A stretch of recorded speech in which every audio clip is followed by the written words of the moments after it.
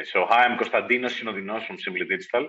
So you're listening to GGUTT Talks GGUTT.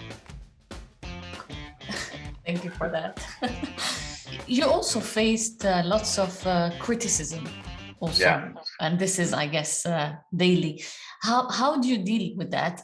And the other part to it, because you come from the corporate world as well, how did your ex-colleagues and people in the industry you were kind of dealing with, how was their reaction to you becoming, because now you have this label, whereas you like it or not, that you're a TikToker, and the digital marketer, I guess, comes after, right? Sure.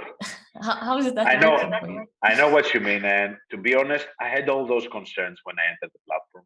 Even my girlfriend back then, she was like, "What are you doing on TikTok? You're 40. Come on." And when I was celebrating the small wins, she was like, "Are you for real now? You want to celebrate the wins on TikTok?" Because I was genuinely happy. I loved it. I was seeing the numbers. I was like, "Oh, look at this. My video got like 200K." Anyway, many people, including my friends, were like, "Okay, TikTok is the real reason why you're doing that." Everybody, and people don't get that in general. People are have really a very small focus on what they see on things. So they see a platform, they might enter that, they might see some kiddos jumping around and doing trends and seeing, I don't know, popular people getting popular for no reason, etc. But they don't see the bigger picture. I'm a digital marketeer, I'm an entrepreneur. I know exactly what the number one prize is for everybody when they're doing things online, is attention.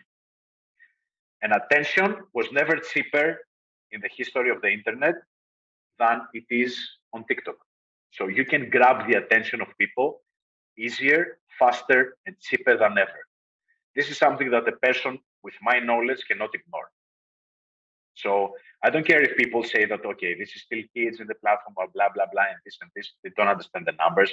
They don't understand that TikTok right now is the number one most visited platform on the globe over Google. It has surpassed 1 billion users faster than any other platform. And people can get to 100K, 200K, 300K, 500,000 within months. This is something that can never happen in any other platform. Even if you have a business and you play smart and you're not trying to do whatever you're doing in other platforms, you need to adjust yourself to TikTok in order to get the benefit of TikTok. So I had people, I was a bit concerned of sharing my TikToks on my LinkedIn profile, for example, that I have ex-colleagues, etc. I was like, maybe it's not, very smart or whatever. But now that people get it, and I know that brand people are all over TikTok right now, trying to find creators, trying to understand that this is a legit thing that they need to jump into. They come to me and they're asking me how I did it. Okay, and that's what I wanted to do. I want to be ahead. That's what I always want to do. So unless you want to be somebody who follows the trends and you want to be early, you need to go against the potential hateful comments, against the notion, a stupid notion that people might make fun of you or whatever. It's not important. The important thing is to be ahead and understand what are the important things when we judge a platform or a new tool or a new trend online.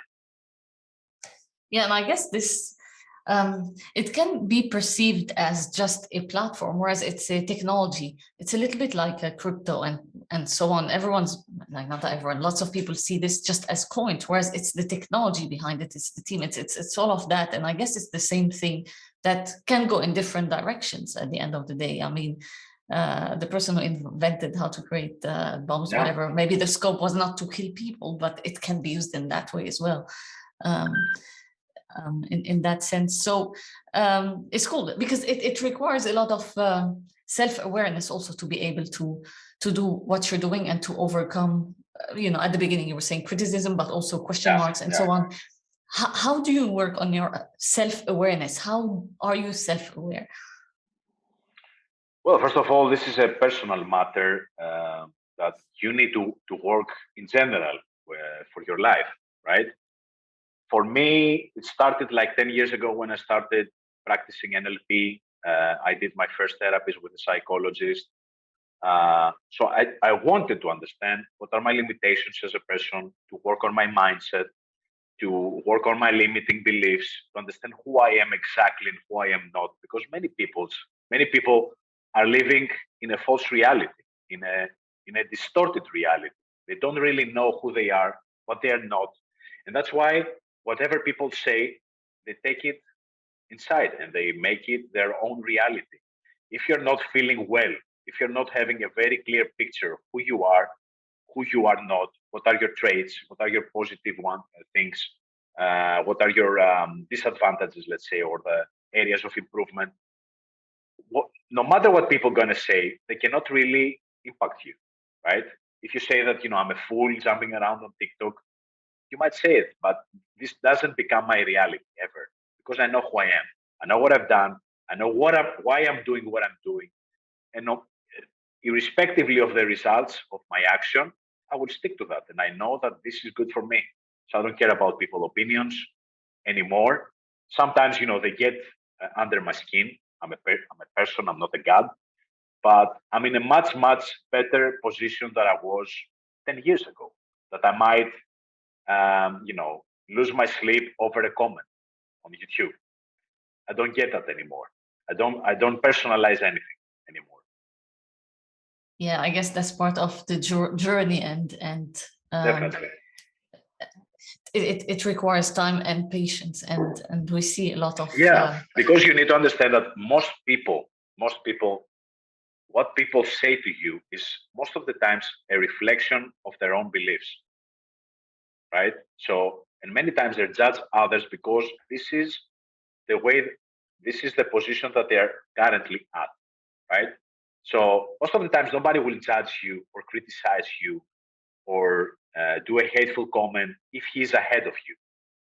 Never. Most of the times they don't really get what you're doing.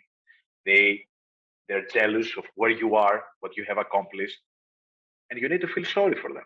You need to understand that they're projecting their insecurities, their lack of achievement, their lack of purpose, and they're hating chemistry inside their bodies, this toxic chemistry inside their bodies. So you don't have to worry. You need to be good about yourself, feel sorry for them, and move on.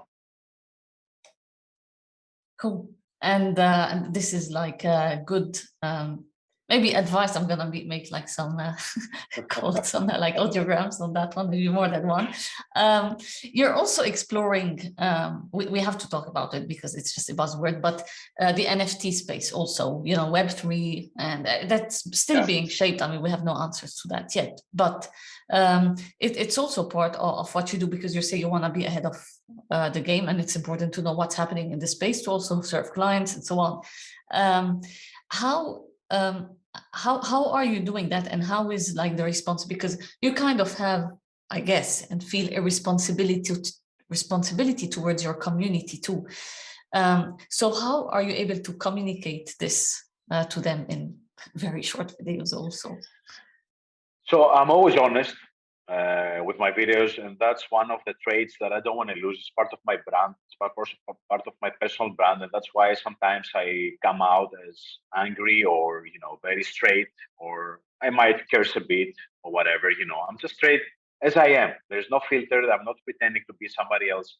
I'm not trying to sell anything to anybody. Even with my course, I'm very honest. I'm just talking to people, saying that this is my journey.